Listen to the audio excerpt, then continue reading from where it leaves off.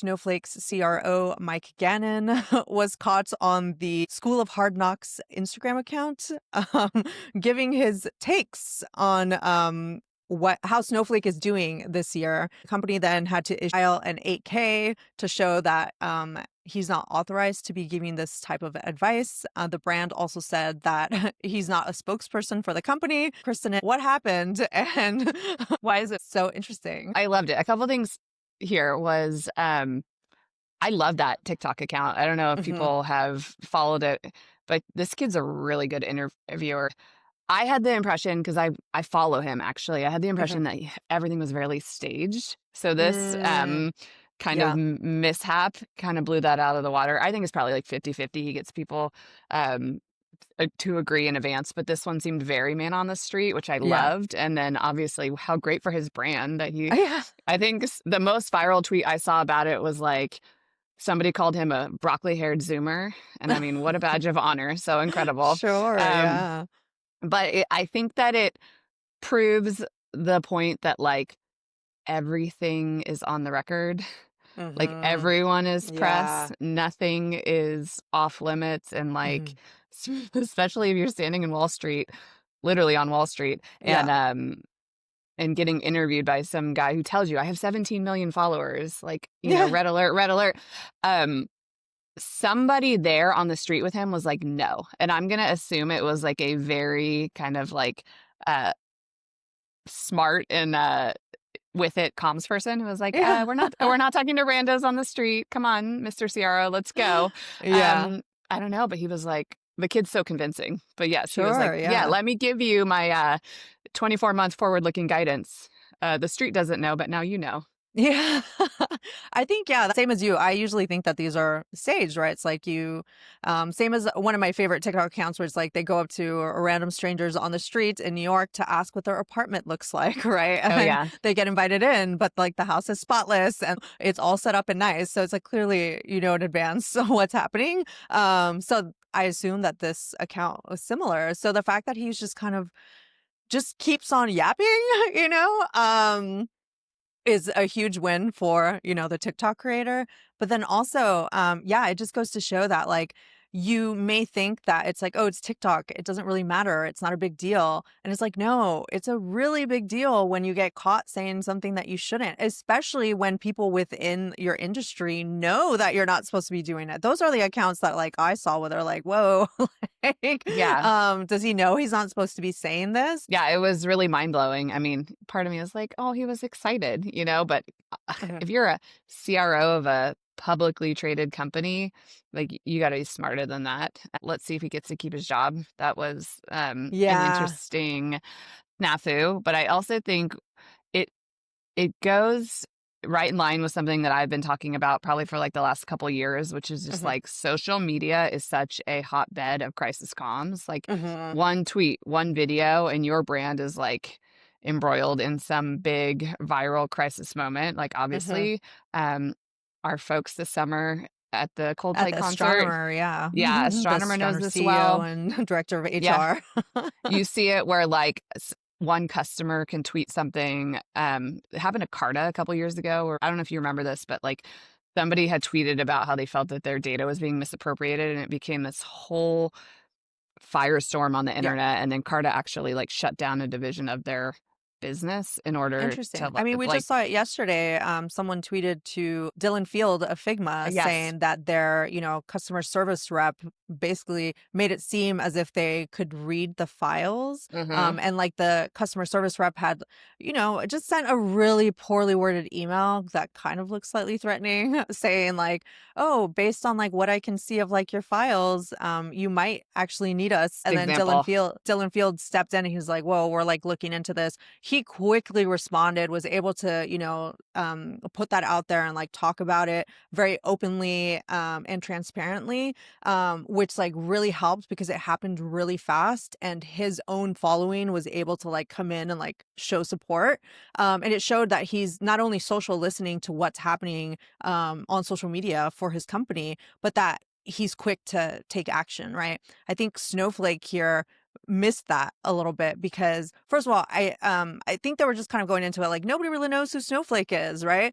So it's like fine to get on like TikTok and like, talk about it. And so then their like comms department didn't really respond like quick enough. So then the original clip got 2.5 million views, whereas the Snowflake correction social video only got 550K views, which I just didn't even goes know to they did show. one. Yeah, Yeah, I right. mean, Oh, that's another that's another problem, right? Where it's like, okay, they filed the 8K, but then, they put out the TikTok, but it's not doing quite the same amount of numbers. So it's like you really have to act fast in order to try to get that lift. And the fact that it's coming from like, the company account and not like the CEO just shows like that difference in how tech companies or the smarter tech companies know to go to Twitter and try to address things themselves instead of just making it like a comms statement that comes out. for sure. Yes, comms obviously has to respond, but there needs to be bigger action happening, in my opinion.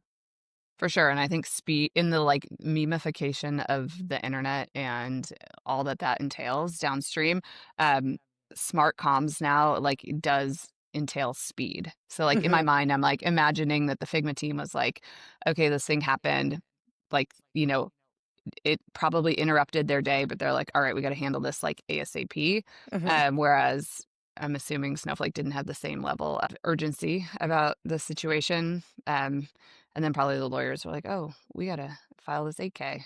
Yeah. SEC's mad at us."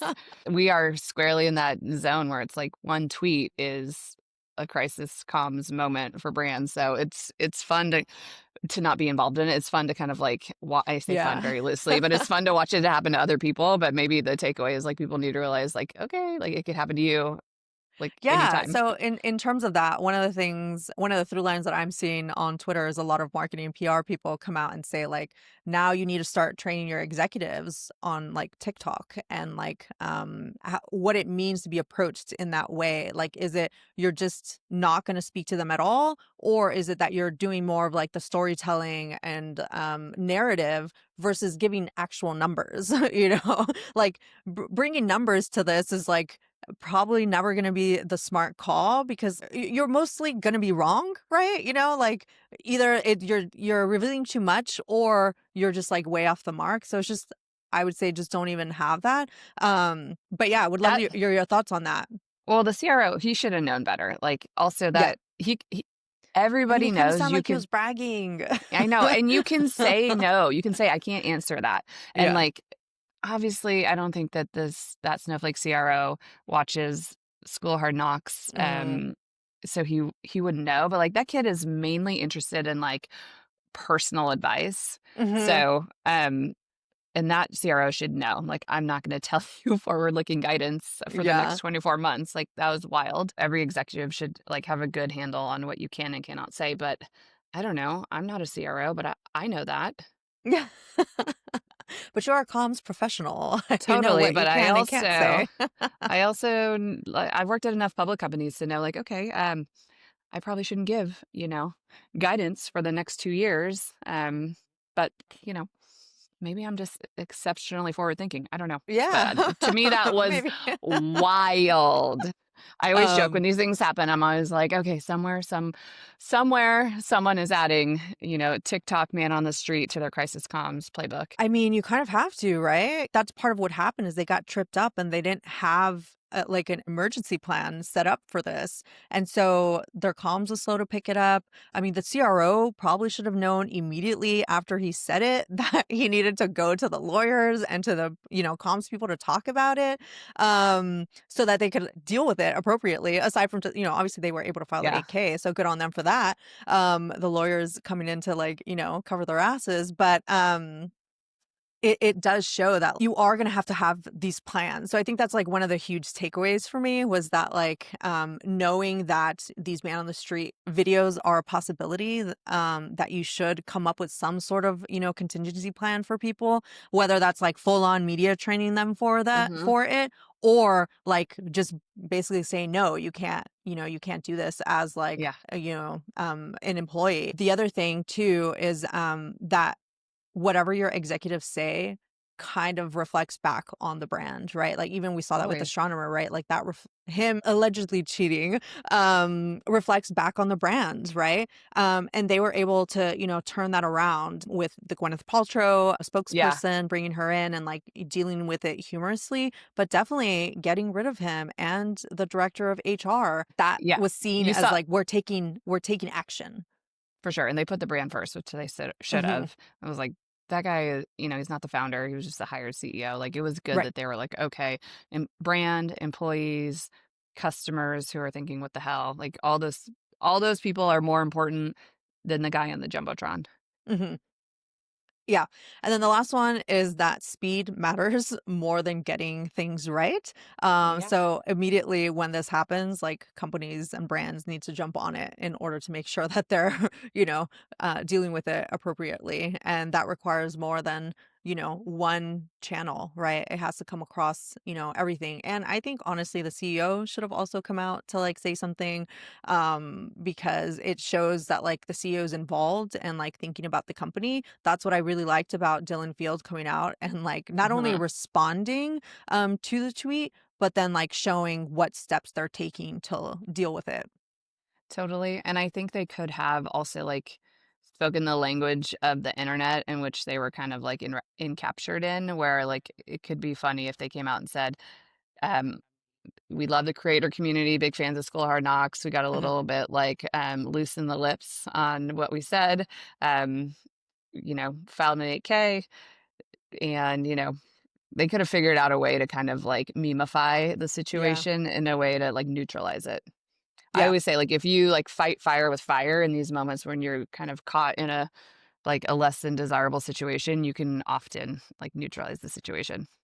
Yeah. Agreed. Totally.